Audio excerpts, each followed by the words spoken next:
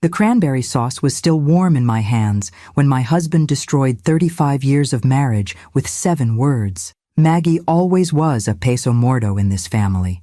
The ceramic serving bowl slipped from my fingers, hitting the hardwood floor of our dining room with a sound like a gunshot. Cranberry sauce splattered across the Persian rug Tom's mother had given us for our 10th anniversary. The same rug I'd hand-cleaned twice a year for 25 years. The same rug where our children had taken their first steps, where we'd unwrapped Christmas presents and celebrated graduations and pretended we were happy. The laughter started immediately. My son David, 32 and too much like his father, snorted into his wine glass. My daughter Sarah covered her mouth, but I could see her shoulders shaking with suppressed giggles. Even my youngest, Michael, just turned 27, was grinning as he helped himself to more stuffing. But it was my daughter-in-law Jennifer who laughed the loudest, throwing her head back like Tom had just delivered the punchline to the world's funniest joke. "Oh my God, Tom, that's terrible," she gasped between giggles. "But so accurate." I stood frozen beside the table I'd spent 2 days preparing, wearing the apron I'd embroidered with autumn leaves last September, surrounded by the people I'd devoted my entire adult life to serving. The turkey I'd been basting since 4 in the morning sat golden and perfect in the center of the table. The homemade rolls were still warm from the oven. The sweet potato casserole with the marshmallow topping that took 3 hours to prepare properly steamed gently in its crystal dish. My grandmother's crystal dish. The one I'd promised myself I'd pass down to Sarah someday. All of it ignored while my family laughed at the joke that was my life. "Peso morto," Tom repeated, savoring the Portuguese phrase he'd learned from his golf buddy Carlos. "Dead weight. That's what you are, Maggie. Always have been. Dragging us down with your little hobbies and your crazy ideas." The crazy idea he was referring to had been mentioned exactly once, tentatively, hopefully, during the appetizer course, a small bed and breakfast. Something I'd been dreaming about since the children left home 3 years ago. I'd even found a property, a Victorian house in Vermont that needed renovation, but had good bones, character, potential. "I think it could be wonderful," I'd said quietly, passing the cheese board that had taken me an hour to arrange properly. With the kids grown, we could start fresh, travel, meet new people. I could finally use my hospitality degree. The hospitality degree I'd earned at 38, taking night classes while working part-time and still managing to have dinner on the table every evening by 6:30. The degree I'd never been able to use because someone needed to drive Sarah to soccer practice, or David to debate team, or Michael to guitar lessons, or Tom to the airport for another business trip where he'd come home exhausted and expectant, waiting for me to massage the tension from his shoulders and listen to his complaints about demanding clients. "A bed and breakfast," Tom had said, cutting into his perfectly prepared turkey with surgical precision. "With what money, Maggie? With what business experience? You've never run anything more complicated than a PTA fundraiser." "I ran the church charity auction for 8 years, I'd said, hating how defensive I sounded. "I organized the community food drive that raised over $50,000. I managed the household budget through 3 recessions and still saved enough to—" "That's not the same as running a business," David had interrupted, his voice carrying the same dismissive tone he'd inherited from his father. "Mom, you can't just decide to become an entrepreneur at 64. That's not how the real world works." "Besides," Sarah had added, not looking up from her phone where she was undoubtedly posting pictures of my carefully prepared meal to Instagram without credit, "you'd hate dealing with strangers all the time. You're not exactly social." Not social. The woman who'd hosted dinner parties for Tom's colleagues for 3 decades, who'd organized neighborhood block parties and school fundraisers and charity galas, who'd been the perfect political wife during Tom's brief stint as city councilman, smiling and making small talk and remembering everyone's names and their children's accomplishments. But I'd learned long ago that my family had a remarkable ability to forget my contributions the moment they were no longer convenient. "It was just an idea," I'd said finally, reaching for my wine glass and noticing how my hand trembled slightly.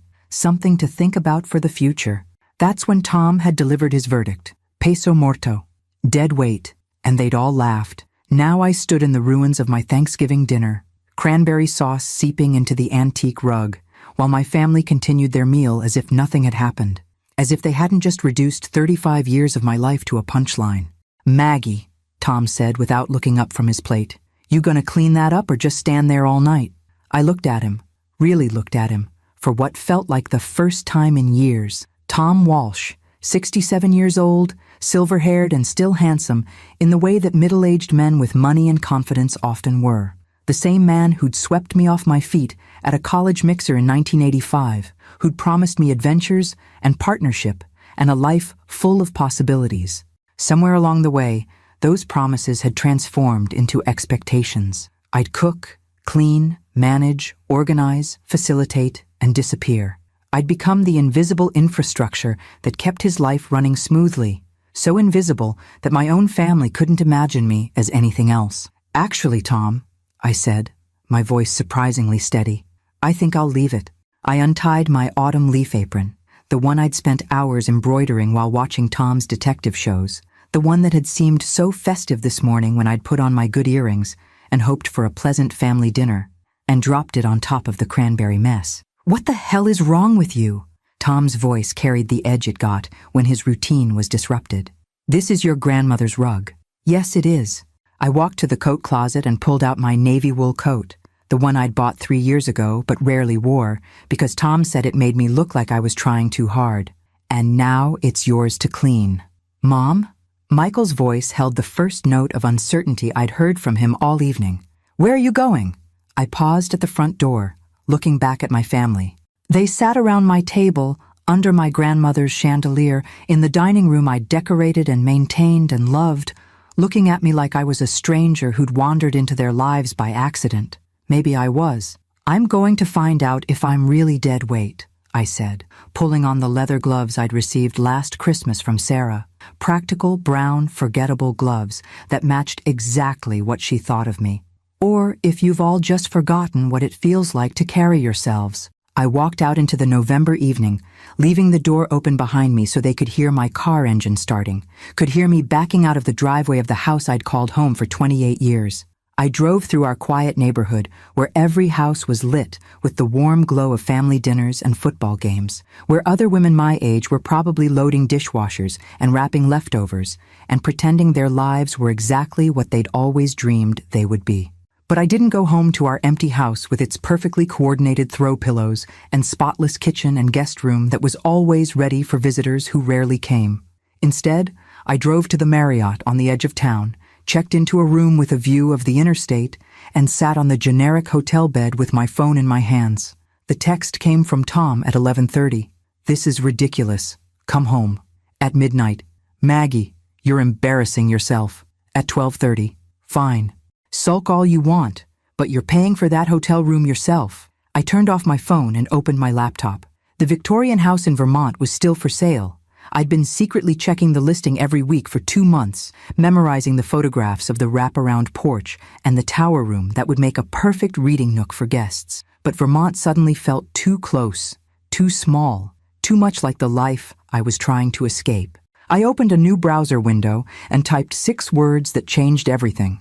Remote property for sale, Alaska. The photographs that filled my screen showed endless skies and untouched wilderness, mountains that had never heard my family's laughter at my expense, lakes that reflected possibilities instead of limitations. By 3 a.m, I'd found it. 50 acres on the edge of nowhere, 4 hours from Anchorage, with a log cabin that needed work and a view that needed nothing but appreciation. By 4 a.m, I'd transferred the down payment from the savings account Tom didn't know I had, the inheritance from my parents that I'd been carefully investing for 15 years while he'd been making jokes about my grocery money.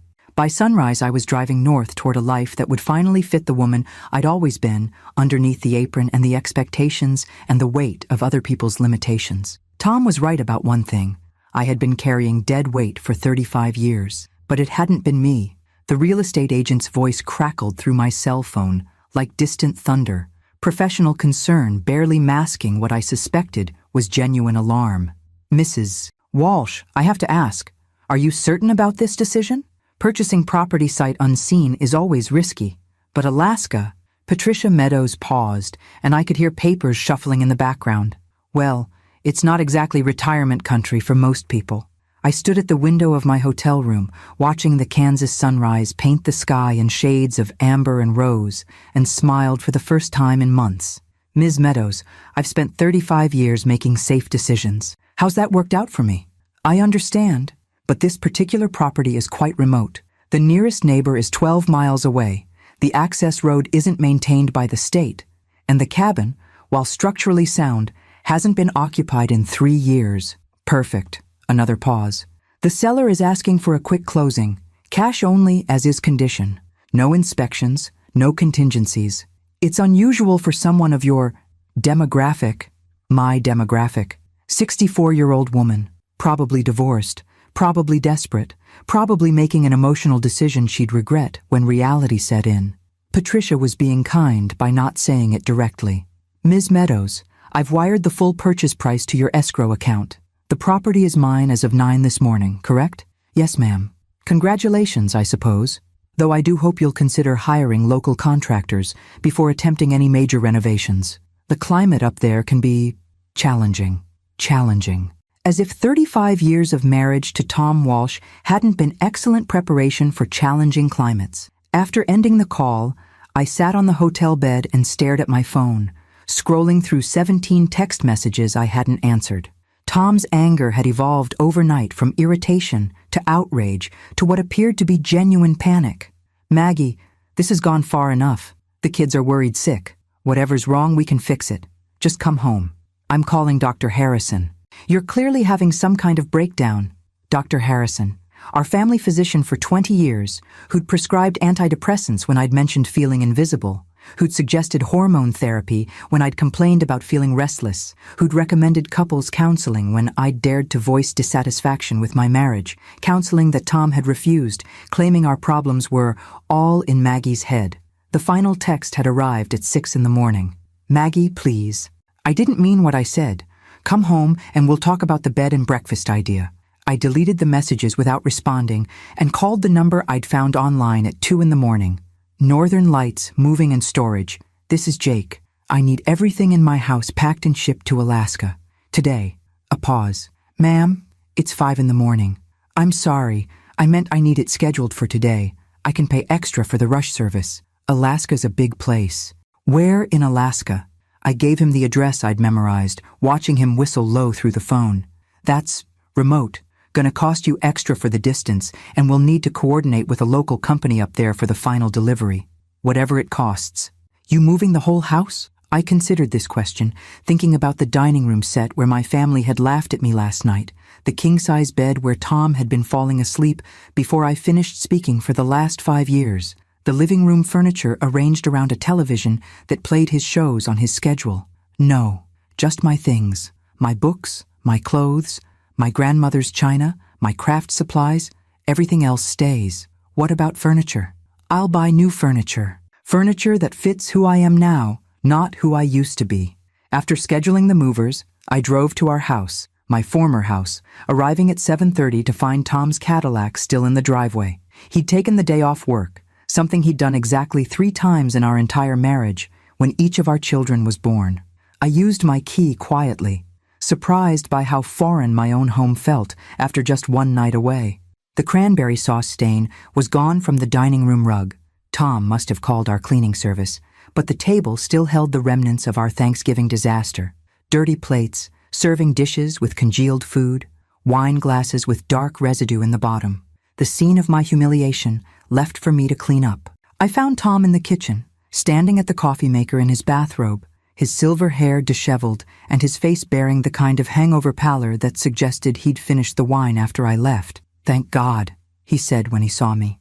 Maggie, we need to talk. This whole thing has gotten out of hand. Has it? I opened the cabinet where I kept my travel mugs and selected my favorite, a ceramic piece decorated with vintage maps that Sarah had given me years ago, back when she still thought my dreams of travel were charming rather than embarrassing. Of course it has. Running off to a hotel like a teenager having a tantrum. What will the neighbors think? I poured coffee into my travel mug, adding cream from the refrigerator I'd organized and restocked hundreds of times. I don't know, Tom. What do you think they'll think? I think they'll think my wife has lost her mind. He moved closer, and I caught the familiar scent of his aftershave mixed with wine and fear. Maggie, I know I said some things last night. We all did. But you know how family dinners get. Everyone's tired. Maybe we had too much wine. Dead weight. What? That's what you called me, dead weight. In Portuguese, so it would sound more clever, more cutting. Tom's face flushed red. I was joking, Maggie. It was a joke. You know I didn't mean... Which part was the joke? The part where you said I'd always been dead weight? Or the part where our children laughed about it? They weren't laughing at you, they were laughing at me, Tom. Just like you've been laughing at me for years. Every time I mentioned going back to school, or starting a business, or traveling somewhere that wasn't a pre-planned vacation to the same resort we visited 8 times. I walked past him toward the stairs, heading for the bedroom to collect the personal items the movers would need to identify. Where are you going now? Tom's voice carried the edge of a man who was accustomed to controlling situations and found himself suddenly powerless. Upstairs. To pack. Pack for what? How long is this little rebellion going to last? I stopped halfway up the stairs, looking down at the man I'd promised to love and honor until death do us part. He stood in our kitchen wearing the silk bathrobe I'd given him for his birthday, surrounded by the breakfast dishes I wouldn't be washing, in the house I'd turned into a home he'd taken completely for granted. It's not a rebellion, Tom. It's a divorce. The word hung in the air like smoke from an extinguished candle. You can't be serious. I've never been more serious about anything in my life. Maggie, you're 64 years old. You can't just start over. Where would you even go? What would you do? I smiled, thinking about 50 acres of untouched wilderness where no one had ever called me dead weight, where no one expected me to disappear into the background of my own life. I'm going to find out what it feels like to be the main character in my own story. This is insane. You don't have any money, any skills, I have $380,000 in my personal account, a hospitality degree, 35 years of management experience, and more skills than you've ever bothered to notice. Tom's mouth opened and closed like a fish gasping for air. 380.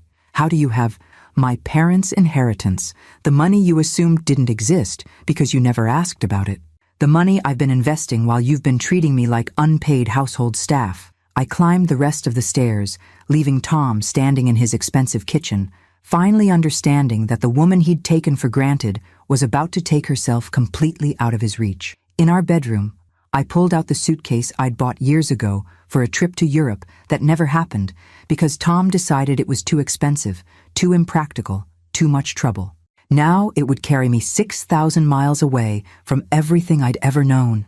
The movers arrived at noon, efficient and professional, packing my life into labeled boxes while Tom made increasingly desperate phone calls to our children. I heard fragments of his conversations, explanations about midlife crises and hormonal changes and the need for family intervention. But I also heard something I'd never heard before, genuine fear that I might actually mean what I said.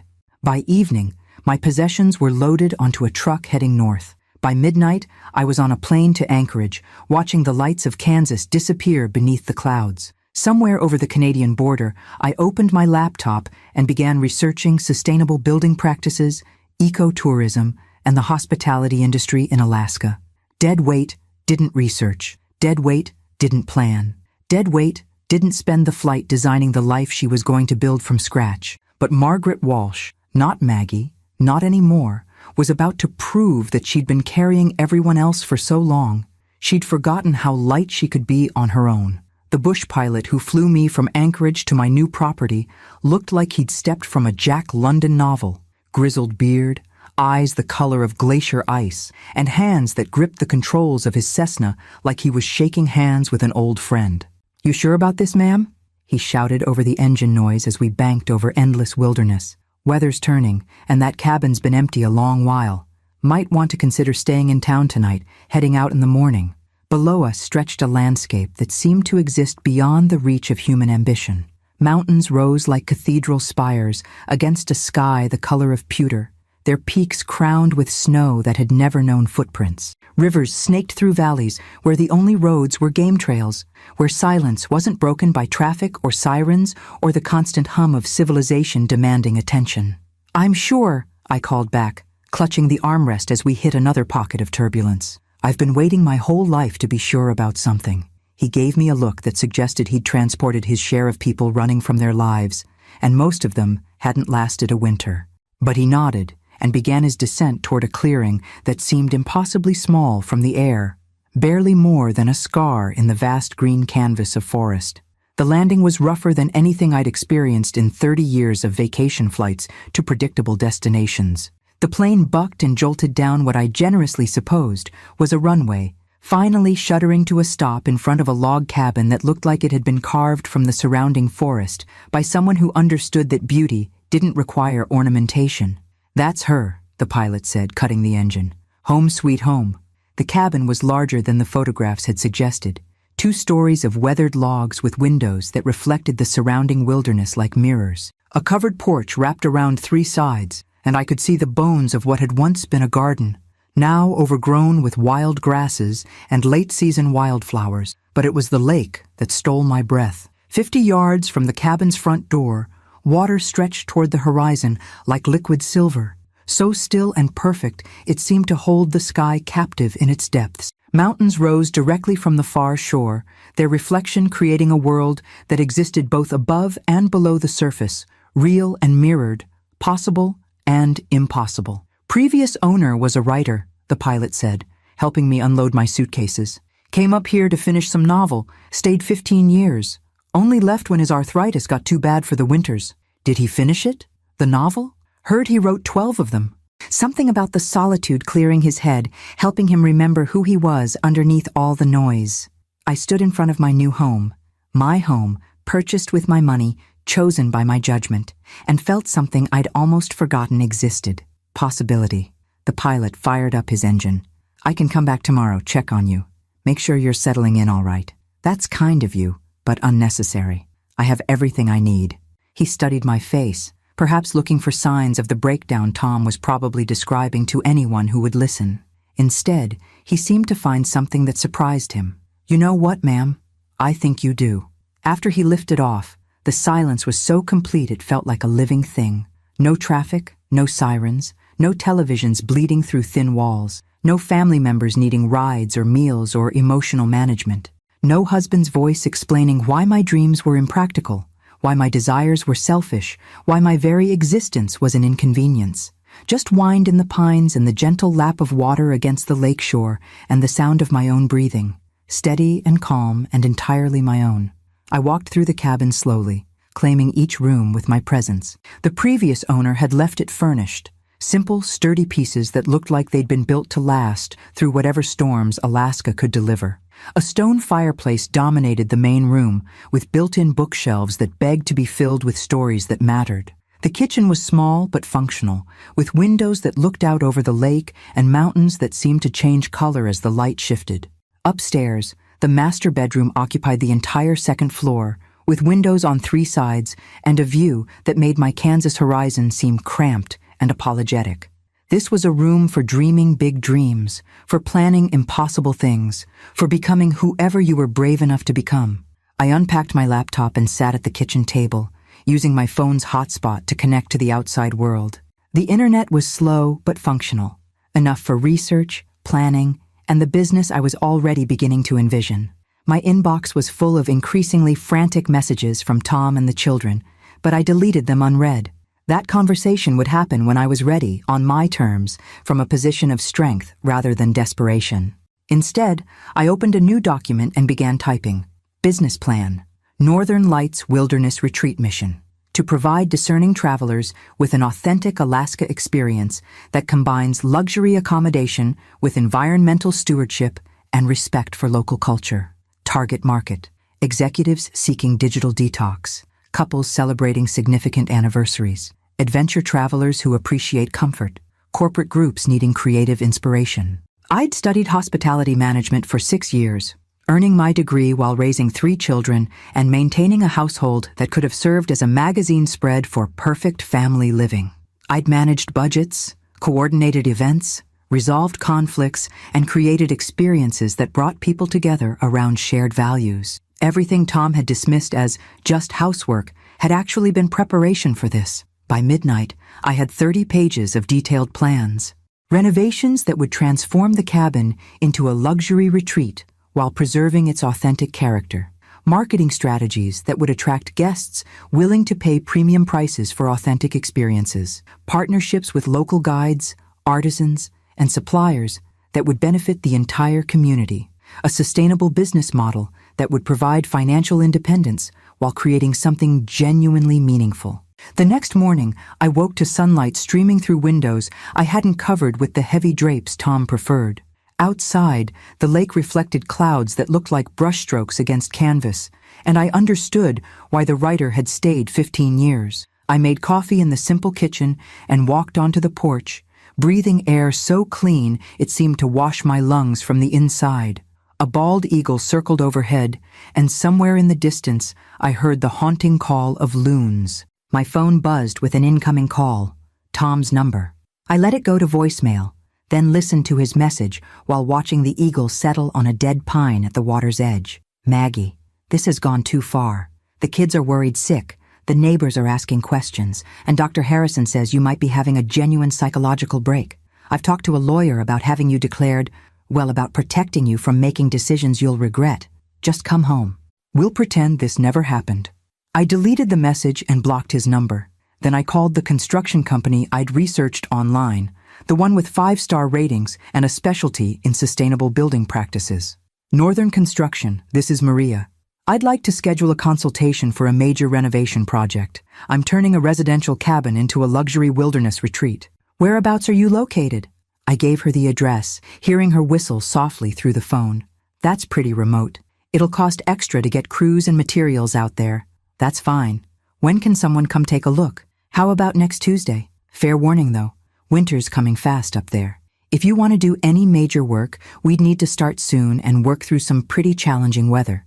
Perfect. I've been dealing with challenging weather my whole life. It's time I built something that can withstand it. After scheduling the consultation, I walked down to the lakeshore and stood at the water's edge, letting the morning silence wash over me like absolution. Somewhere in Kansas, Tom was probably calling lawyers and doctors, trying to find legal ways to drag me back to a life that had never fit, but legal guardianship required proving I was incompetent to make my own decisions. And a woman who just purchased 50 acres of Alaska wilderness, developed a comprehensive business plan, and scheduled major construction work within 48 of arriving, didn't sound particularly incompetent. She sounded like someone who'd finally stopped pretending to be smaller than she actually was. The eagle took flight, circling once before disappearing into the vast blue sky. I had work to do.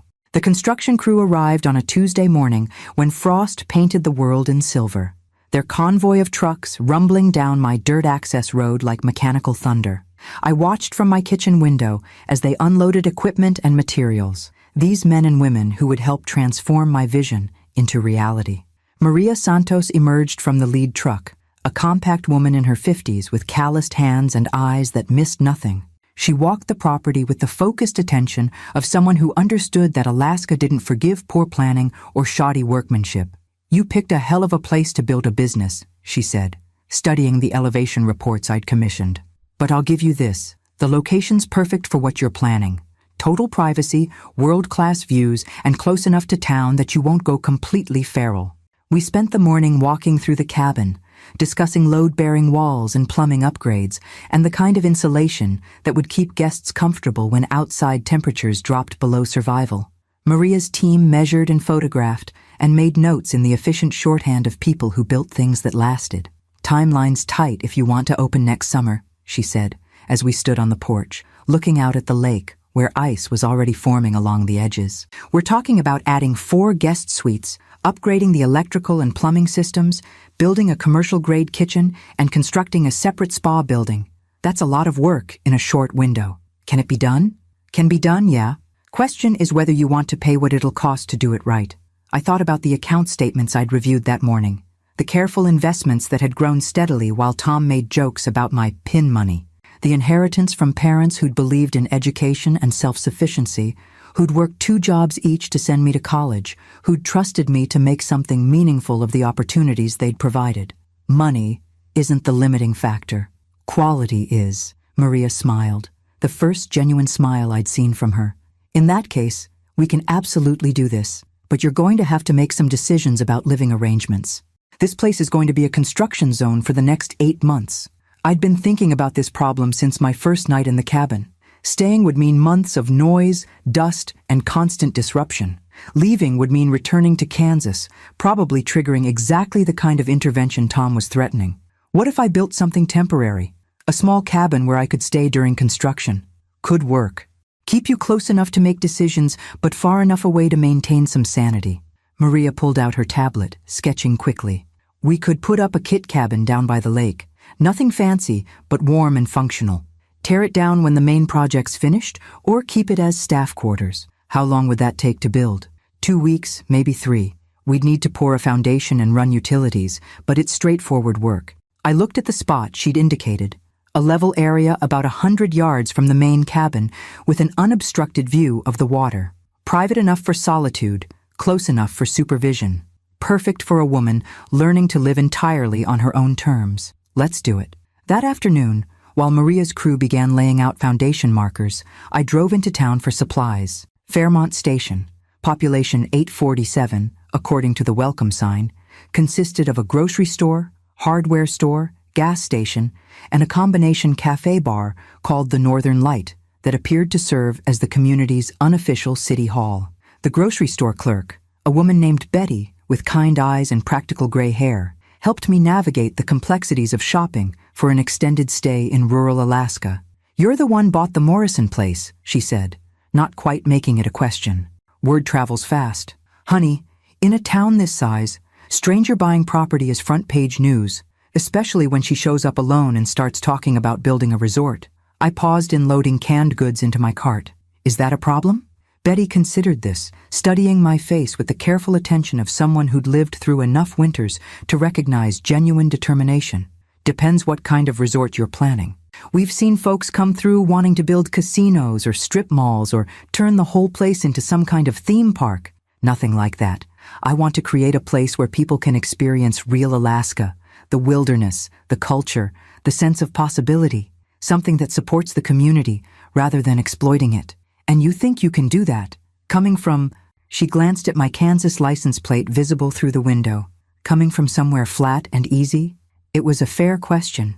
I thought about my 35 years of managing complexity, resolving conflicts, and creating experiences that brought out the best in people. About the fundraisers I'd organized that had fed families and funded scholarships and built community centers. About the dinner parties where I'd helped strangers become friends, where I'd negotiated business deals disguised as social conversations, where I'd turned my home into a space that made people feel valued and heard. I think I can learn, and I think I can listen to people who know more than I do. Betty nodded slowly, then reached under the counter and pulled out a business card. My daughter runs the best guiding service in the area. If you're serious about this resort idea, you'll need local partners who understand what tourists want and what the land can handle. I took the card, reading the name, Arctic Adventures, Jenny Morrison, owner. Any relation to the man who sold me the property? His daughter. She grew up on your land, knows every trail and fishing spot for 50 miles. Smart girl, good business sense, but she's been struggling since her dad moved south. Tourists usually book through the big companies in Anchorage. Don't know there's local expertise available.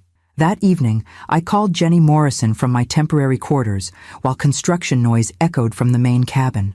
She agreed to meet the next morning, her voice carrying the cautious optimism of someone who'd learned not to expect too much but hadn't given up hoping.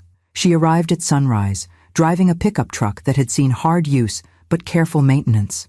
Jenny was about Sarah's age, with sun-weathered skin and eyes the color of deep water. She moved through the wilderness like it was her living room, pointing out wildlife signs and explaining the seasonal patterns that would affect any tourism operation. Dad always said this property had resort potential, she said, as we walked the shoreline. Perfect access to fishing, hiking, wildlife viewing. But it would need to be done right. Small scale, respectful, focused on the experience rather than just extracting money from tourists. That's exactly what I have in mind. We spent the morning discussing partnerships, profit sharing, and the kind of authentic experiences that would justify premium pricing. Jenny knew where to find the best fishing, which trails offered the most spectacular views, how to track and photograph wildlife without disturbing natural behaviors. I have one condition, she said as we walked back toward the cabin. Any business we build here, it supports the community.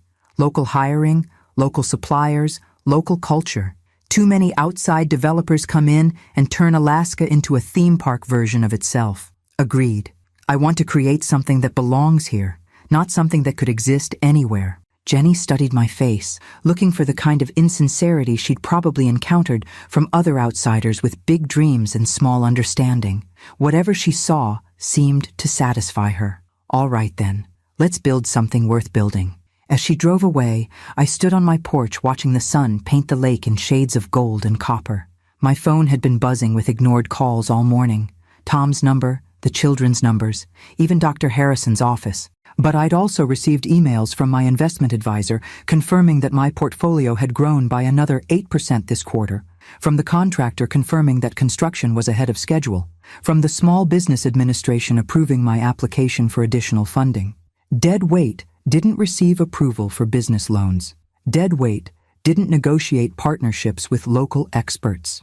Dead weight didn't stand on her own porch, watching her dreams take shape in the wilderness she'd claimed as her own. I was beginning to understand what the writer who'd lived here for 15 years had discovered. Sometimes you had to travel to the edge of the world to find the center of yourself. The loons called across the water, their voices carrying promises I was finally ready to believe. Winter arrived like a judgment, swift and absolute and more beautiful than anything I'd experienced in 6 decades of Kansas seasons. By February, the lake was a white highway stretching toward mountains that seemed carved from crystal, and my temporary cabin had become a cocoon of warmth in a world transformed by silence. The main construction had slowed but never stopped, Maria's crew working in shifts through the harsh weather with the kind of determination that seemed uniquely Alaskan. Inside the temporary cabin, I spent the dark months planning, researching, and learning the hospitality business with the focused intensity of someone making up for lost time. Jenny stopped by twice a week, bringing groceries and mail and the kind of practical wisdom that only came from surviving 40 winters in the bush. She'd become something I'd never had in Kansas, a true friend who valued my mind rather than my domestic services. "Package from Kansas," she said one bitter February afternoon, stamping snow off her boots as she entered my small kitchen. The box was substantial, professionally packed, with Tom's law office return address. I'd been expecting this. Inside, beneath layers of legal padding, were divorce papers. Not the simple dissolution I'd filed through my own attorney in Anchorage, but a complex document filled with accusations and demands. Tom was contesting everything: my competency to make financial decisions, my right to community property, even my legal residence in Alaska. Attached was a letter in his familiar handwriting.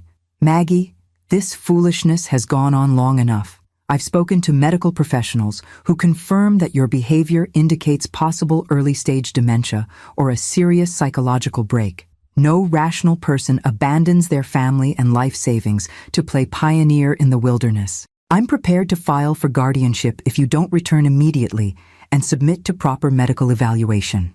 The children support this decision. We're worried about you." Jenny watched me read, her expression darkening as she absorbed my body language. "Bad news? My husband wants to have me declared mentally incompetent." She whistled low.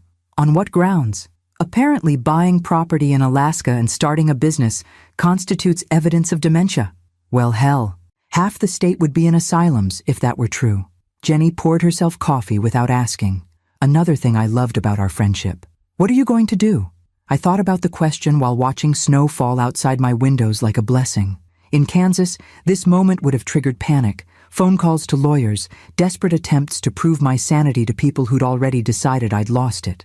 The old Maggie would have rushed home to make peace, to smooth over conflict, to resume the smaller version of herself that everyone found so much more comfortable. But the woman who'd lived through an Alaskan winter, who'd negotiated construction contracts and built partnerships and learned to split firewood when the generator failed, had different responses available.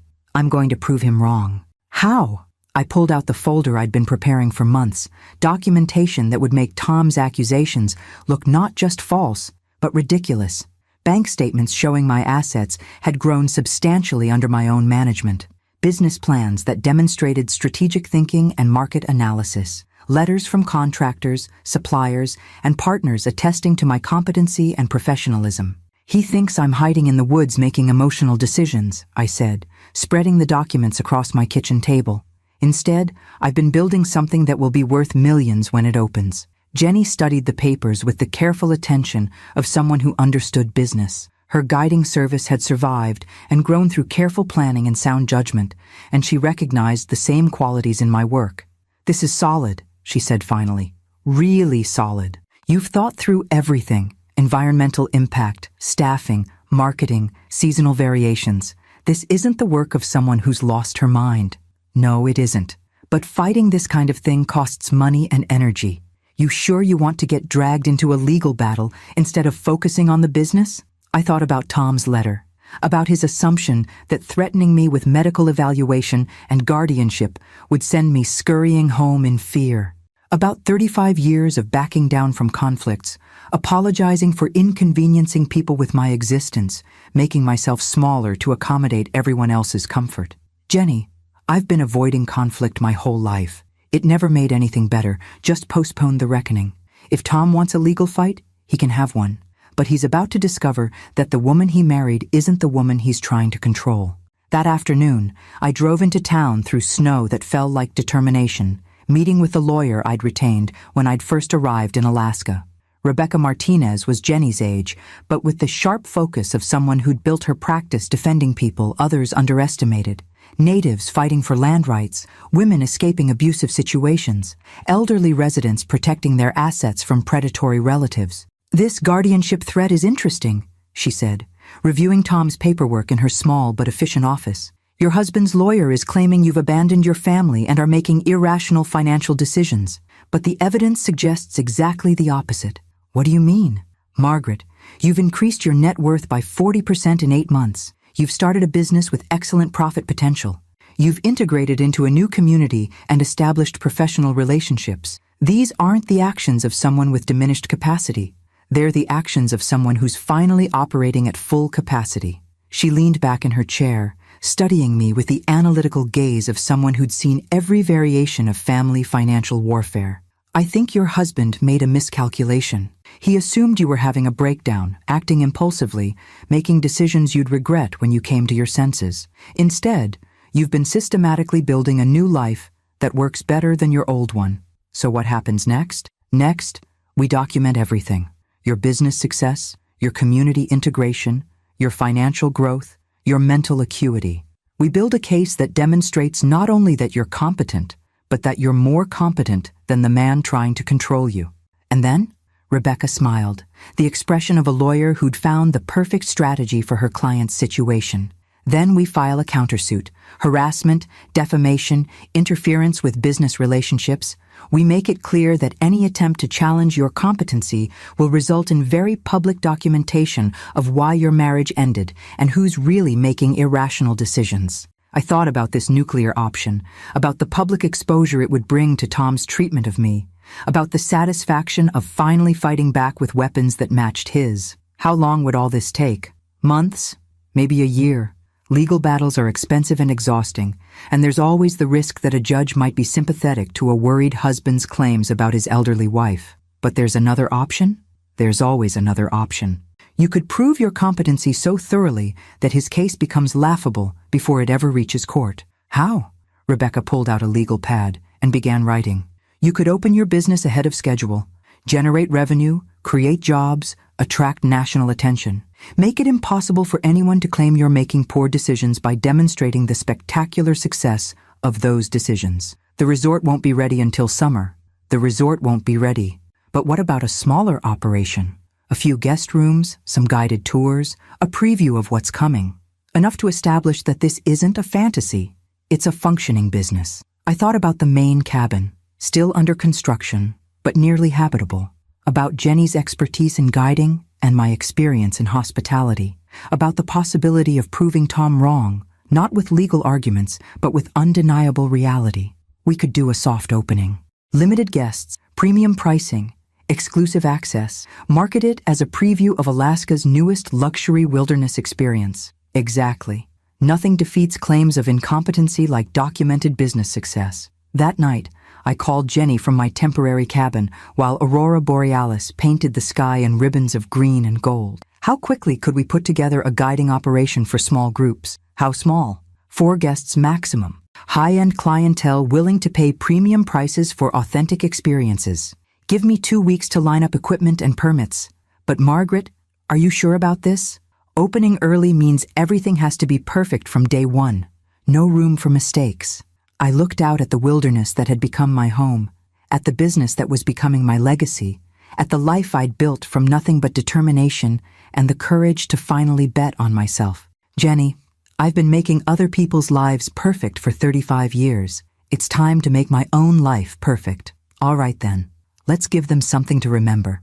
The aurora danced overhead like applause, and I began planning my resurrection. The first guests arrived on a morning in late April, when the lake ice was singing, that haunting melody of frozen water beginning to surrender to spring. I watched from the main cabin's new picture windows as Jenny guided their helicopter to a landing on the beach, my heart hammering with the kind of anxiety I hadn't felt since my first dinner party as a young wife. But this was different. This time, success or failure belonged entirely to me. "Margaret, they're here!" Jenny called, her voice carrying excitement that matched my terror. Our first paying customers, a tech executive from Seattle and his wife, celebrating their 30th anniversary with what their booking agent had described as the ultimate Alaska experience. I smoothed my hands down the front of my jacket, new Alaska gear that actually fit, unlike the decades of clothes I'd chosen to accommodate Tom's preferences, and walked out to greet them. David and Patricia Kimura emerged from the helicopter like visitors from another world, expensive outdoor gear still creased from the store, faces bright with anticipation and the kind of nervous energy that came with paying $5,000 for 3 days in the wilderness. "Welcome to Northern Lights Sanctuary," I said, extending my hand with confidence I was still learning to feel. "I'm Margaret Walsh, your host." "This is incredible," Patricia breathed, turning in a slow circle to take in the mountains, the lake, the lodge that had risen from Maria's cruise determination, and my stubborn vision. The pictures don't do it justice. David was already pulling out his camera, capturing the kind of views that would make their friends back in Seattle question their own vacation choices. "How long have you been operating here?" "This is actually our inaugural weekend," I said, deciding honesty was better than pretense. "You're our very first guests." Instead of concern, their faces lit with genuine delight. "We're pioneers," Patricia laughed. "David, we're literally the first people to stay here. That's even better than we hoped." I led them into the main lodge, watching their reactions as they absorbed the space we'd created. The great room soared 2 stories, with floor-to-ceiling windows that turned the wilderness into living artwork. The fireplace was already crackling, Jenny's work, and the scent of my grandmother's cinnamon bread recipe filled the air from the kitchen where I'd been baking since dawn. "This is spectacular," David said, running his hand along the custom dining table Maria's team had crafted from reclaimed local timber. "But it doesn't feel touristy. It feels authentic. Authentic. The word I'd been chasing for months.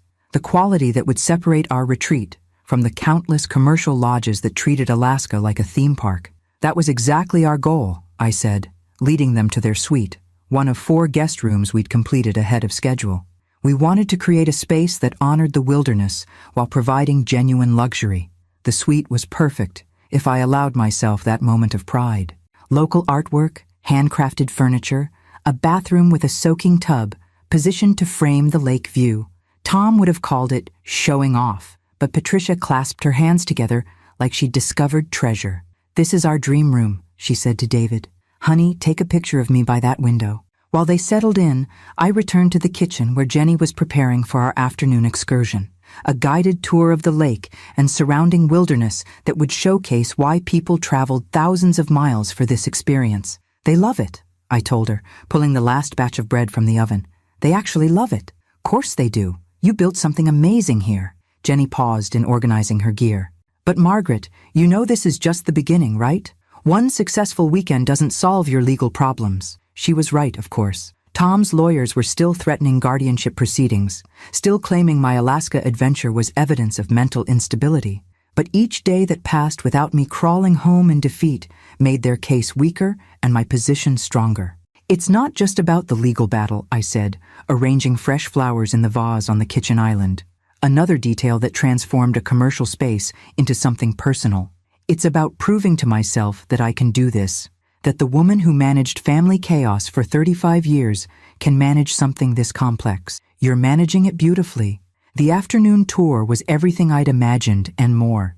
Jenny guided us across the lake in her custom boat, explaining the ecosystem while I served fresh coffee and homemade cookies from thermoses, designed to keep everything perfect despite the wind and spray.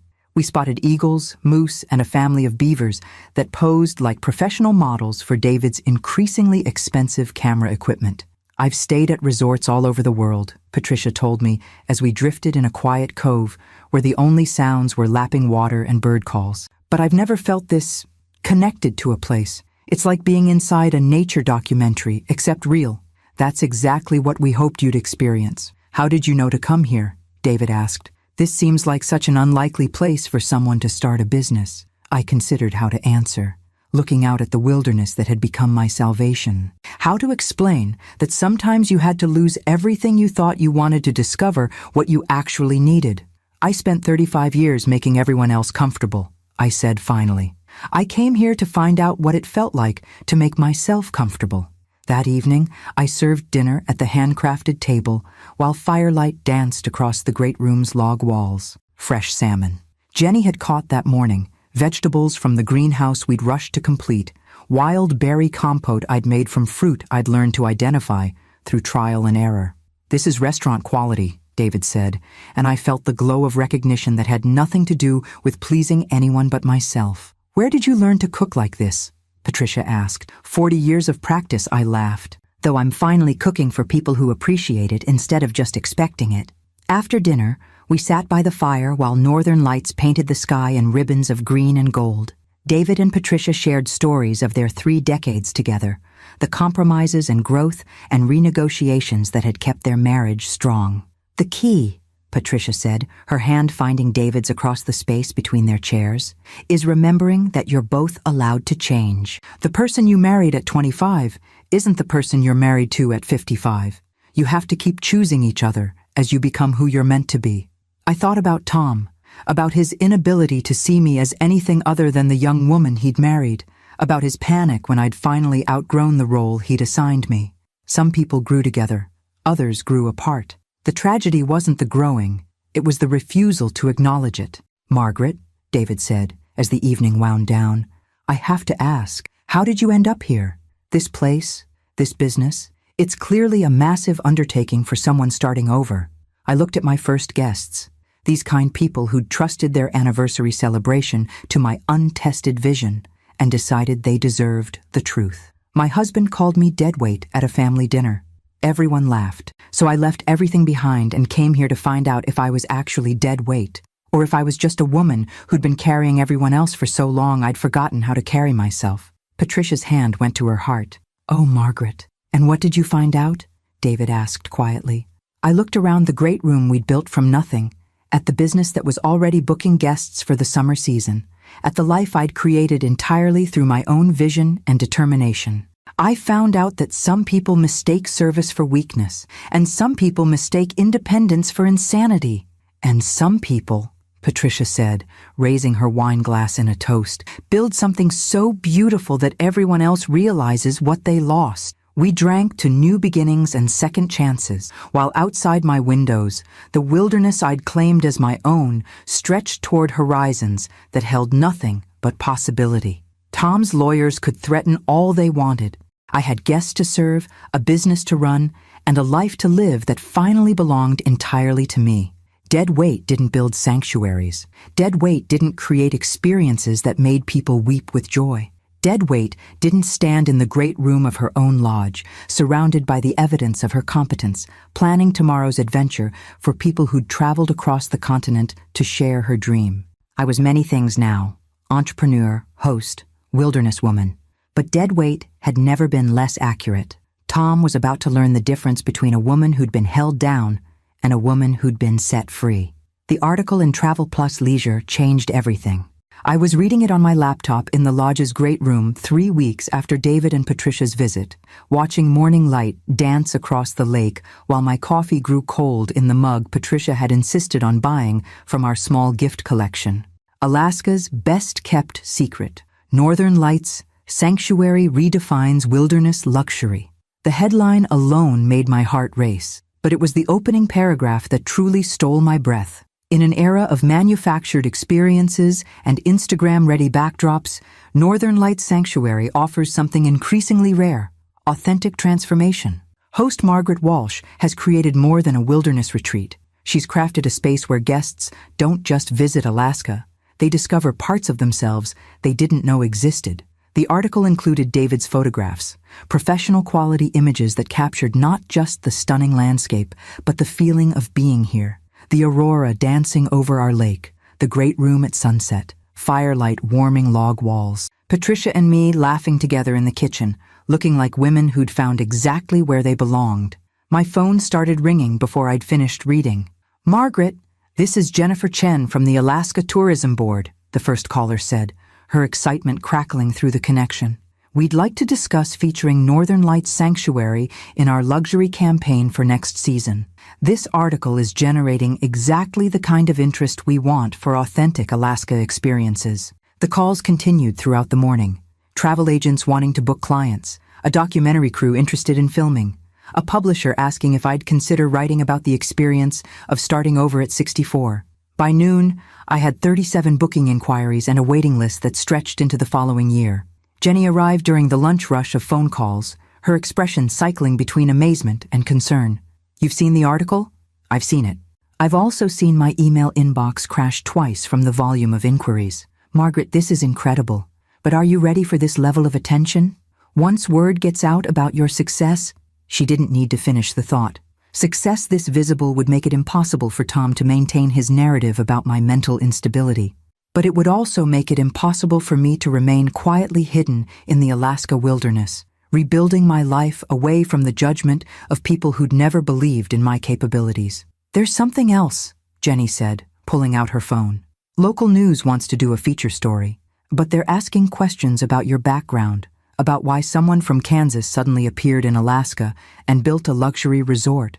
I felt the familiar tightness in my chest, not anxiety about the attention itself, but about the story it would tell. The woman who'd run away from her family to play pioneer in the wilderness, the wife who'd abandoned her responsibilities to chase selfish dreams, the narrative Tom and his lawyers would use to support their competency claims. What kind of questions? The reporter, nice woman named Sarah Kim, she wants to know about your hospitality background, your business experience, how you financed this operation. She's not trying to be invasive, just wants to understand how someone creates something this successful, seemingly overnight. I walked to the great room windows, looking out at the wilderness that had become my sanctuary. The afternoon sun painted the lake gold, and somewhere in the distance I could see eagles circling over their fishing grounds. This place had taught me that running towards something you valued was different from running away from something that diminished you. "Set up the interview," I said. "It's time to tell the real story." Sarah Kim arrived the next morning, a sharp-eyed woman in her 30s with the kind of practical intelligence that came from years of separating fact from fiction.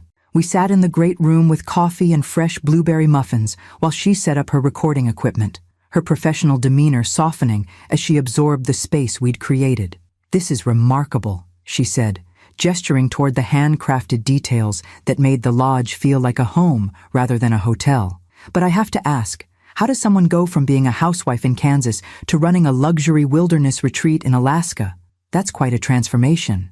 I'd been preparing for this question since Jenny's call, thinking about how to frame the story in a way that honored the truth without feeding the narrative my former family was constructing about my supposed breakdown. I spent 35 years managing complex logistics, resolving conflicts, creating experiences that brought people together, and building relationships that lasted decades, I began. I just did it under the title of housewife instead of hospitality manager. "You're saying your marriage was preparation for this business?" "I'm saying that managing a household, organizing events, coordinating schedules, and making people feel valued and comfortable are exactly the skills needed to run a successful hospitality operation. The only difference is that now I'm being compensated for work I've always done." Sarah made notes, her expression thoughtful. "But the financial investment required to create something like this, that's substantial even for someone with business experience." This was the question I'd been dreading and anticipating in equal measure. The moment where I'd have to reveal that the dead-weight wife had been financially independent all along. My parents believed in education and self-sufficiency, I said carefully.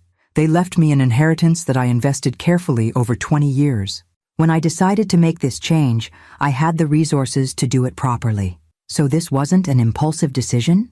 I spent 6 months researching the Alaska hospitality market before I bought the property. Another 8 months planning the renovation and building partnerships with local suppliers. Everything you see here was carefully planned and strategically executed. Sarah looked around the great room again, taking in the evidence of systematic planning and professional execution. Margaret, I have to ask, there are rumors that your family has raised concerns about this venture, that they've questioned your decision-making capacity. How do you respond to that? I felt the moment crystallize around us, the interview becoming something larger than a puff piece about a successful new business. This was my opportunity to shape the narrative, to define myself before others defined me. Sarah, let me ask you something. If a 64-year-old man left his job to start a business that became successful enough to be featured in national magazines within 6 months, would anyone question his mental capacity? Probably not. The difference between confidence and instability often depends on whether you're expected to remain small and accommodating or encouraged to grow and succeed. I chose growth. And your family? I thought about Tom's increasingly desperate phone calls, about the children who'd sided with him without ever asking for my side of the story, about 35 years of being taken for granted by people who couldn't imagine me as anything other than their personal support system.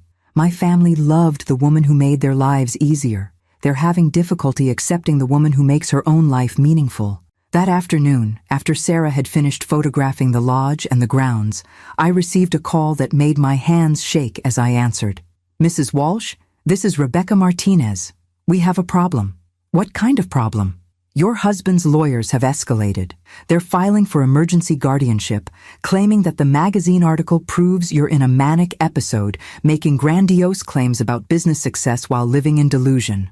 I sank into one of the great room chairs, looking out at the wilderness that had become my home, at the business that proved my competence, at the life that demonstrated my capacity for sound judgment. They're using my success as evidence of my incompetence? They're arguing that no rational person your age would abandon their family to start a wilderness resort, that the publicity you're generating is evidence of manic behavior, and that someone needs to protect you from yourself before you lose everything. When? The hearing is scheduled for next month. Margaret, they're asking for immediate conservatorship of your assets pending a competency evaluation. I closed my eyes, feeling the weight of the battle I'd been avoiding settle around my shoulders. Tom wasn't just threatened by my independence. He was terrified that my success would expose his own limitations, his inability to see value in anything he couldn't control. Rebecca, I want you to file a countersuit, harassment, defamation, and attempted financial exploitation of a competent adult. And I want to demand that the hearing be held here in Alaska, where my business and life are established. Margaret, are you sure? A legal battle like this will be public, expensive, and exhausting. I looked around the great room where Patricia had toasted new beginnings, where Sarah had recorded the story of a woman who'd refused to stay small, where guests would soon gather around fires that warmed both bodies and spirits. I'm sure. Tom wants to prove I'm incompetent? I'll prove that a woman who builds something this successful from scratch is anything but incompetent. And if we lose? I thought about David's question, what I'd discovered about myself in the wilderness, and about Patricia's observation that the key to any relationship was allowing people to become who they were meant to be. We won't lose, because the evidence of my competence is all around us, generating revenue and changing lives and proving that sometimes the bravest thing you can do is bet everything on yourself. Outside my windows, eagles circled over water that reflected nothing but possibility. The battle was coming, but I was ready for it.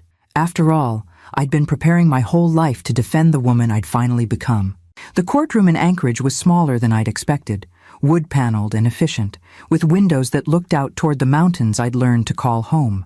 Tom sat at the plaintiff's table with his team of lawyers, wearing the navy suit he'd always claimed made him look authoritative. He hadn't looked at me once since I'd entered with Rebecca at my side. But I'd looked at him, studying the man I'd been married to for 35 years, as if seeing him clearly for the first time. The expensive suit couldn't hide the way his shoulders had curved inward, or the lines of worry that had etched themselves around his eyes. He looked smaller than I remembered, diminished in a way that had nothing to do with age, and everything to do with the kind of bitterness that came from discovering your control had been an illusion. "Your Honor," Tom's lead attorney was saying, a sharp-faced man named Harrison who specialized in elder law and family conservatorship. "We're here today because a 64-year-old woman has abandoned her family, liquidated substantial assets, and relocated to the wilderness of Alaska based on what can only be described as grandiose delusions." I felt Rebecca's hand briefly touch mine under the table, a reminder to stay calm, to let our evidence speak rather than react to the accusations. We'd spent weeks preparing for this moment, gathering documentation that would make their claims seem not just false, but absurd. "Mrs. Walsh," Harrison continued, "left her home of 30 years, following what her family describes as an increasingly erratic pattern of behavior.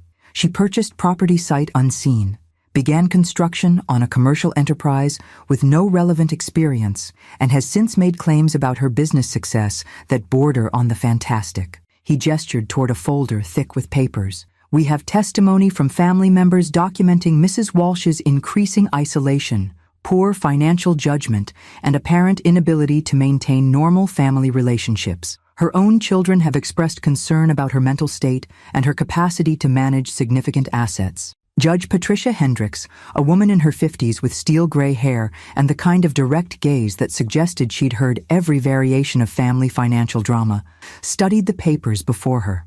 "Mr. Harrison, what specific evidence do you have of financial mismanagement or diminished capacity?"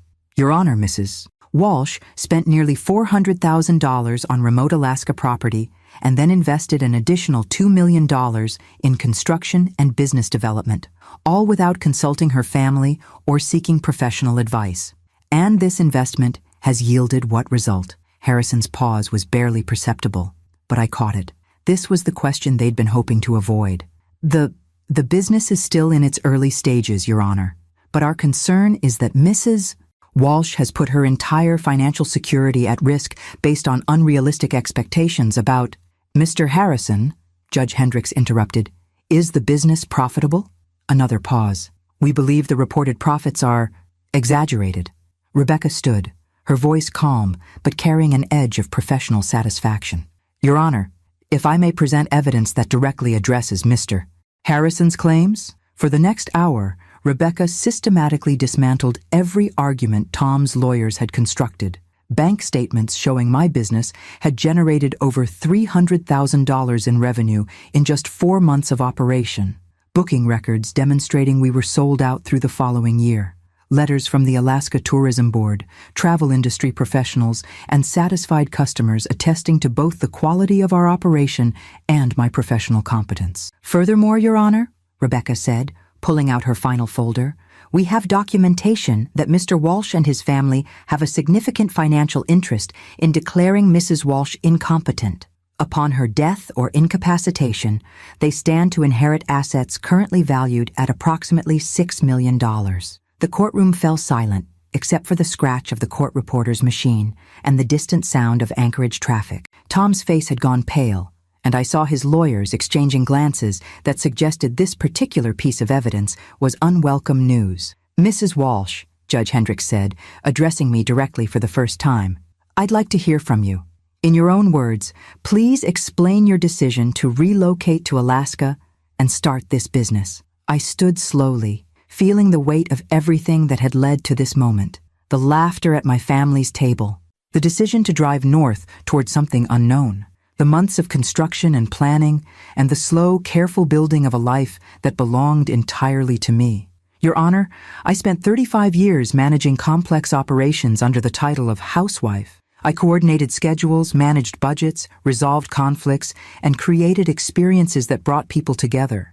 I raised 3 children, supported my husband's career, and saved enough money to be financially independent, all while being told that my contributions were less valuable than his because they didn't come with a paycheck. I looked directly at Tom for the first time since entering the courtroom. When I suggested using some of our assets to start a business that would utilize my skills and education, my husband called me dead weight. My children laughed. At that moment, I realized I had a choice. I could continue to accept their assessment of my worth, or I could prove it wrong. And you chose to prove it wrong by moving to Alaska. I chose to prove it wrong by building something meaningful with my own hands, my own mind, and my own money. The fact that I chose to do it in Alaska rather than Vermont or Colorado or anywhere else is irrelevant to the question of my competence. Judge Hendricks made notes, then looked up at me with something that might have been approval. Mrs. Walsh, do you have any regrets about your decision? I thought about the question carefully, considering not just the legal implications, but the human ones. The family dinners I'd never share, the grandchildren I might never know, the life I'd left behind in pursuit of one that fit better. I regret that it took me 64 years to value myself enough to make this choice. I regret that my family preferred a version of me that was small enough for their comfort rather than large enough for my own fulfillment. But I don't regret building something that proves what I've always known about myself, that I'm capable of extraordinary things when I'm finally allowed to attempt them. The courtroom was quiet for a long moment. Then Judge Hendricks spoke, her voice carrying the authority of someone who'd spent decades separating truth from manipulation. Mr. Harrison, your petition is denied. Mrs. Walsh has demonstrated not diminished capacity, but expanded capability.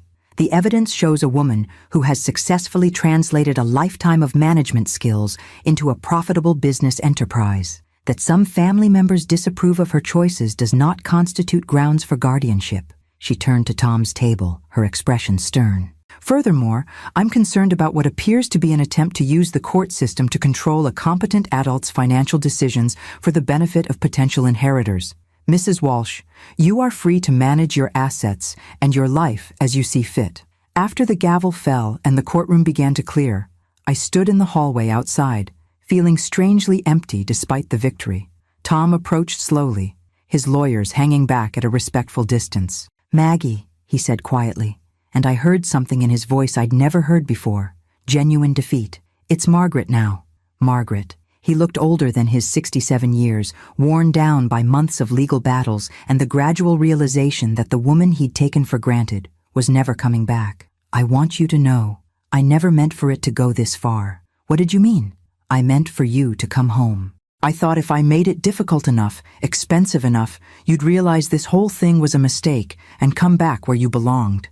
I looked at this man who'd shared my bed for 3 decades, who'd fathered my children, who'd somehow convinced himself that love meant keeping people small enough to control. Tom, I finally am where I belong. I'm sorry that doesn't include you. He nodded slowly, perhaps understanding for the first time that some departures were permanent, some growth irreversible. The kids want to see you, Sarah especially. She's been asking questions about how we treated you, about what we might have missed. They know where to find me.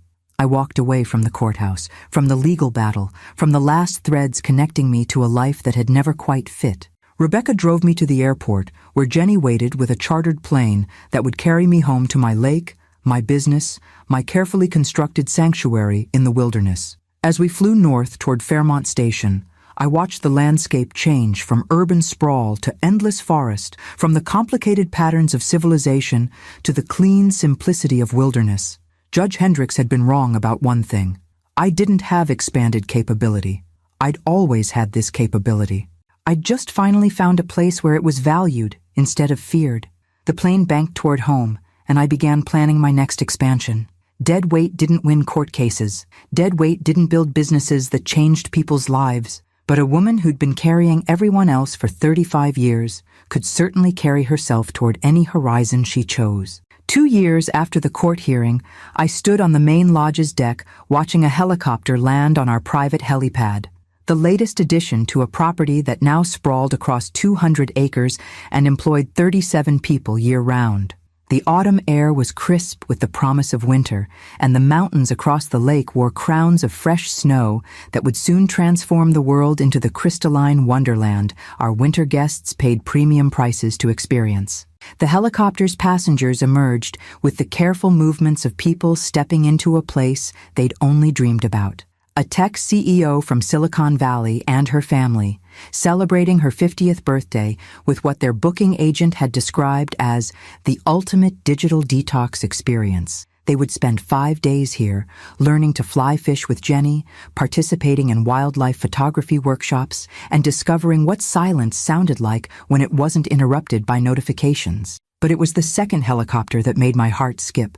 Sarah emerged first, looking around with the wide-eyed wonder of someone seeing her mother's world for the first time. Behind her came Michael, then David, my 3 children, finally accepting my invitation to visit the life they'd once dismissed as evidence of mental breakdown. "Mom," Sarah said, and there was something different in her voice. Not the casual dismissal I remembered from our last family dinner, but genuine awe mixed with what might have been regret. This is incredible." She was right. Northern Lights Sanctuary had grown into something that exceeded even my most ambitious dreams. The main lodge now featured 12 luxury suites, each one designed to showcase a different aspect of Alaska's natural beauty. The spa building offered treatments that incorporated local traditions and ingredients, while the conference center attracted executive retreats from Fortune 500 companies seeking authentic team-building experiences. "Welcome to my home," I said, embracing each of my children in turn. Sarah held on longer than necessary, as if trying to memorize something she'd lost and was only now realizing she needed. I gave them the full tour, watching their expressions change as they absorbed what their mother had built. The commercial kitchen where I still prepared signature dishes for special occasions. The library stocked with first editions and local history that made our guests' evenings as rich as their days. The workshop spaces where visiting artists taught traditional crafts alongside modern techniques. "You did all this?" David asked, as we stood in the conference room where Fortune 500 executives plotted strategy while looking out at wilderness that had never heard a honking car horn. "I mean, you planned it, managed it, built it?" "I had help," I said, thinking of Jenny and Maria and the dozens of local craftspeople whose skills had turned my vision into reality. But yes, I did all this. Michael was studying the financial charts displayed in the business center. Visitor numbers, revenue projections, employment statistics that showed how our success had rippled through the entire region. "Mom, these numbers, this isn't a hobby. This is a major hospitality operation. You're employing half the county, 43% actually. We'll be at 51% when the winter expansion is complete." They were quiet during dinner, picking at the salmon Jenny had caught that morning and the vegetables from our greenhouse while trying to reconcile the woman before them with the mother they thought they'd known. Outside the dining room windows, Aurora Borealis painted the sky in ribbons of green and gold, the same lights I'd learned to read like weather forecasts. "I owe you an apology," Sarah said finally, setting down her fork and looking directly at me for the first time since arriving. "We all do. You don't owe me anything.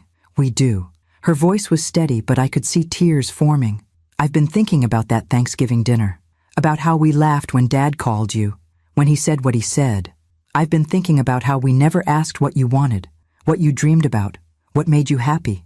"Sarah, let me finish. I've spent 2 years telling people my mom had some kind of breakdown and ran away to Alaska. But looking at this place, seeing what you've accomplished, you didn't have a breakdown, Mom. You had a breakthrough." David nodded, his face serious in the firelight. "I've been researching the hospitality industry since we decided to visit. Do you know what the failure rate is for new luxury resorts, especially ones started by people with no previous commercial experience? I imagine it's high. 87% fail within the first 2 years. But you're not just succeeding, you're setting industry standards. I read the article in Hospitality Design about your sustainable practices, the piece in Forbes about transforming rural economies through authentic tourism. Mom, you're being studied in business schools." I thought about the professor from Stanford who'd called last month, asking if she could bring a group of graduate students to study our operational model. About the documentary crew that had spent 3 weeks filming our sustainable practices. About the invitation to speak at the International Hospitality Conference in Dubai. "It's been a learning experience," I said simply. "Learning experience?" Michael laughed, but there was no cruelty in it, just amazement. "Mom, you revolutionized an industry.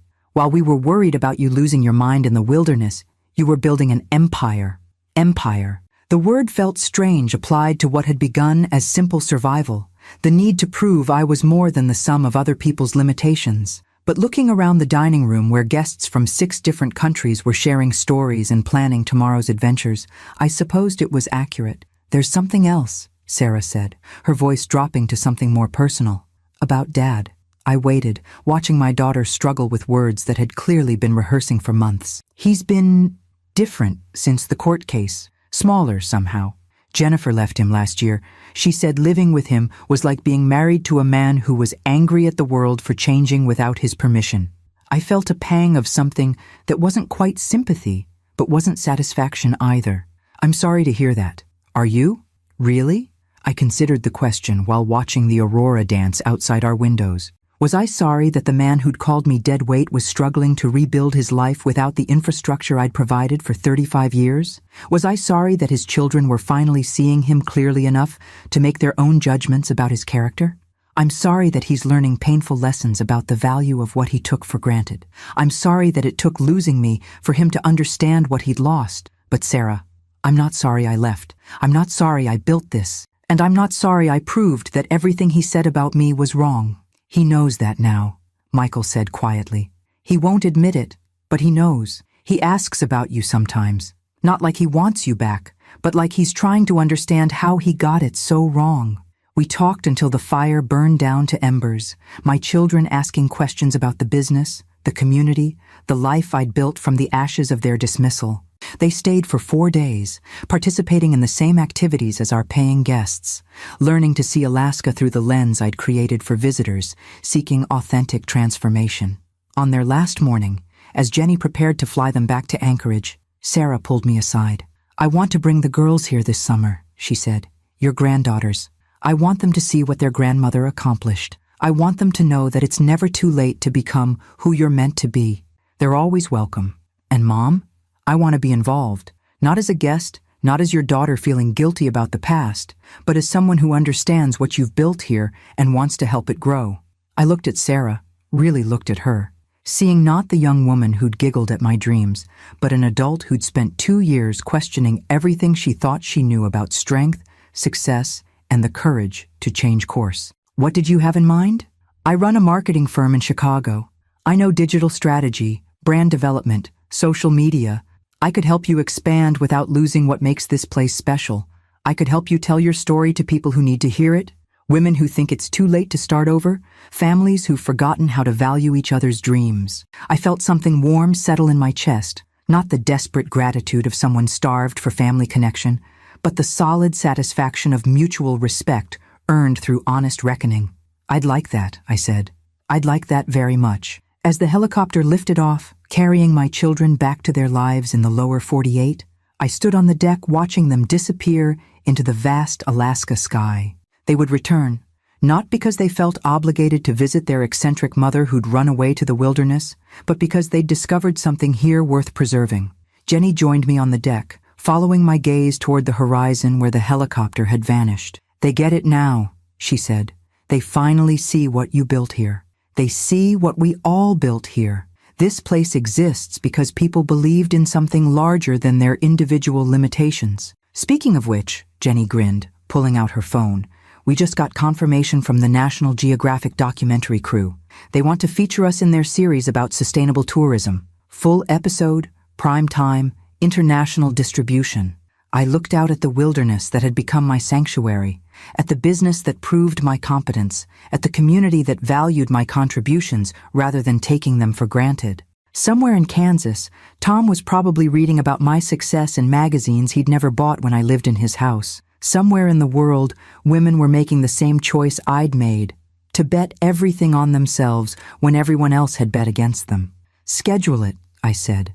"It's time the whole world knew what dead weight can accomplish when it finally stops carrying everyone else." The aurora had begun early tonight, painting the sky in colors that had no names, reminding me that the most beautiful things often happened when you traveled far enough from familiar limitations to discover your own magnificence.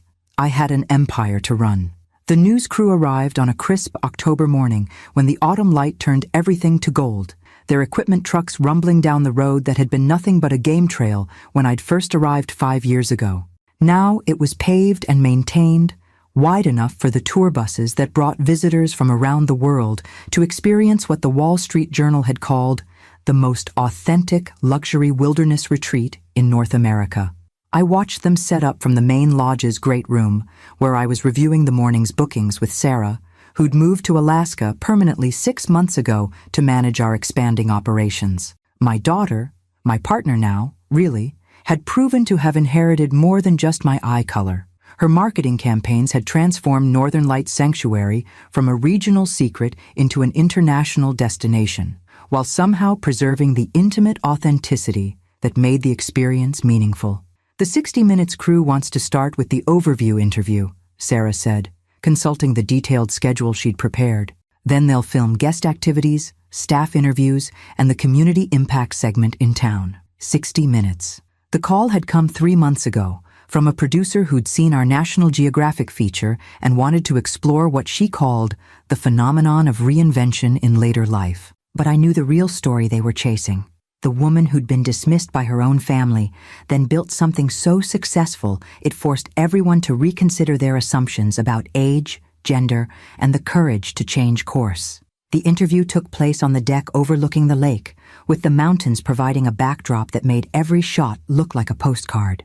Correspondent Margaret Brennan, a coincidence of names that hadn't escaped either of our notices, asked the questions I'd been expecting, and a few I hadn't. "Margaret," she said, settling back in her chair while the crew adjusted their equipment. "5 years ago, you were a traditional housewife in Kansas. Today, you run an operation that employs 63 people and generates over $12 million in annual revenue. How do you explain that transformation?" I'd answered versions of this question dozens of times for magazines, documentaries, and the business school students who now used our operation as a case study. But something about the moment, the cameras, the setting, the knowledge that this interview would reach millions of people, made me want to be more honest than I'd ever been publicly. "Margaret, I think most people misunderstand what happened to me. They see it as transformation, as if I became someone completely different. But the truth is, I finally became who I'd always been underneath the expectation." "What do you mean by that?" "I mean that managing a household for 35 years gave me exactly the skills needed to run a complex hospitality operation. Coordinating schedules, managing budgets, resolving conflicts, creating experiences that brought people together. I'd been doing all of that for decades. The only difference was that suddenly, I was doing it for people who valued my contributions instead of taking them for granted.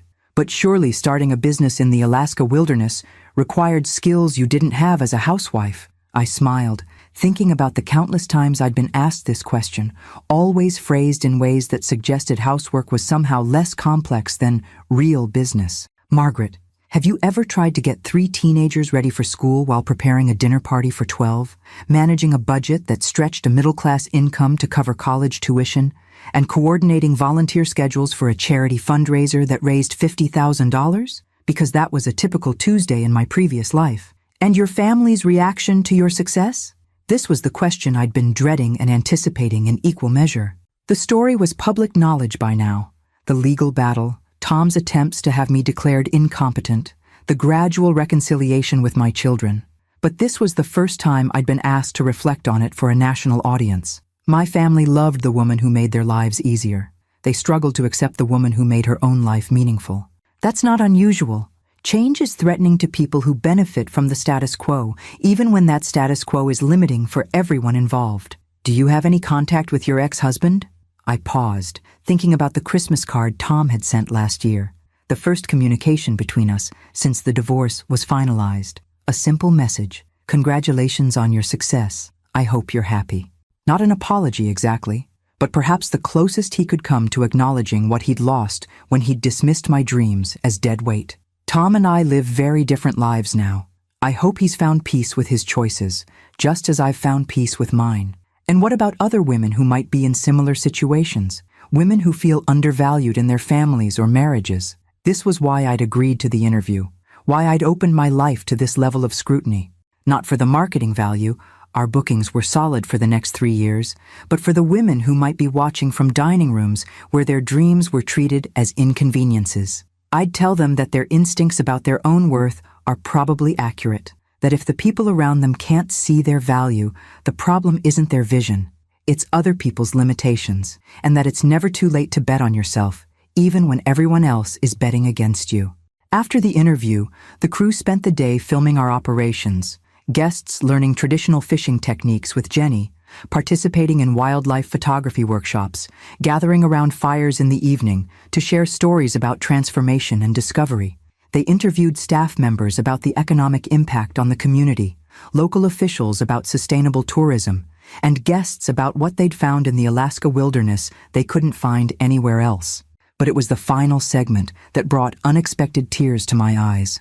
The crew had arranged for a video call with a group of women from around the country, viewers of their previous stories about our operation who'd been inspired to make their own major life changes. A woman in her 60s who'd left a suffocating marriage to open an art studio. A 50-year-old who'd quit corporate law to become a wilderness guide. A grandmother who'd used her savings to start a nonprofit serving homeless veterans. "Margaret," one of them said through the screen, "I wanted to thank you, not just for building something beautiful, but for proving that women like us, women who've spent decades serving everyone else, that we're capable of extraordinary things when we're finally free to attempt them." As evening settled over the lake and the camera crews packed their equipment, I walked down to the water's edge where I'd stood that first night, processing the enormity of what I was attempting. The woman who'd made that choice seemed like a stranger now, brave certainly, but also desperate in a way I no longer remembered feeling. Sarah found me there as the aurora began its nightly dance across the sky. "Penny for your thoughts?" she said, settling beside me on the bench I'd installed for guests who needed quiet moments to process their own transformations. I was thinking about that first night, how terrified I was that I'd made a mistake, that maybe your father was right about my capabilities. Any regrets? I considered the question while watching the northern lights paint the sky in colors that still took my breath away after 5 years. The business had grown beyond my wildest dreams, employing 3 times as many people as I'd ever imagined, generating revenue that had made me independently wealthy in ways I'd never expected. But the real success wasn't financial. It was the morning emails from guests whose lives had been changed by their time here, the applications from other women inspired to start their own businesses, the knowledge that I'd proven something important about the untapped potential that existed in lives that looked ordinary from the outside. I regret that it took me 64 years to value myself enough to make this choice, I said finally. I regret the years I spent apologizing for taking up space instead of claiming the space I deserved. But I don't regret leaving, or building this, or proving that everything they said about me was wrong. Speaking of which, Sarah said, pulling out her phone, we just got an email from the White House. They want to discuss featuring our sustainable practices in the President's Economic Development Initiative. Something about rural revitalization and women's entrepreneurship. I laughed, remembering the woman who'd been called dead weight at a family dinner, who'd been threatened with guardianship proceedings, who'd been dismissed as having a breakdown when she'd actually been having a breakthrough. Schedule it, I said. But make sure they understand that this isn't just about business success. It's about what happens when people who've been underestimated finally get the chance to show what they're capable of. The aurora danced overhead like applause, and somewhere in the distance I heard the haunting call of loons preparing for their southern migration. In a few hours I'd review tomorrow's schedule, check on guest accommodations, and plan the next phase of our expansion. There was always another challenge, another opportunity, another chance to prove that the most extraordinary things often came from the most unexpected sources. But tonight, I simply sat beside my daughter, watching the wilderness I'd claimed as my own, surrounded by the evidence of what happened when dead weight finally stopped carrying everyone else and started lifting itself. "You know what I discovered out here?" I said to Sarah as we walked back toward the lodge where lights glowed like beacons in windows I'd helped design. "What's that?" I discovered that I was never dead weight at all. I was just a woman extraordinary enough to carry an entire family for 35 years, so strong that when I finally put them down and started carrying myself, I could build an empire. Sarah smiled, linking her arm through mine as we climbed the steps to the home I'd created entirely through my own vision and determination. Want to know a secret, Mom? Some of us always knew that. We just forgot to mention it when it would have mattered. Inside the lodge, our evening guests were gathering around the great room fireplace, sharing stories of transformation and possibility, while the wilderness stretched endlessly beyond our windows, vast enough to hold all the dreams that had ever been dismissed, strong enough to support anyone brave enough to build something worth building. I came to Alaska thinking I was running away from a family that didn't value me. I discovered I was running toward a life that finally fit the woman I'd always been underneath their limitations. Some people spend their whole lives being told they're dead weight. I spent 5 years in the wilderness, proving that the heaviest thing I'd ever carried was other people's opinions. Turns out, when you finally put those down, you can carry yourself anywhere. The end.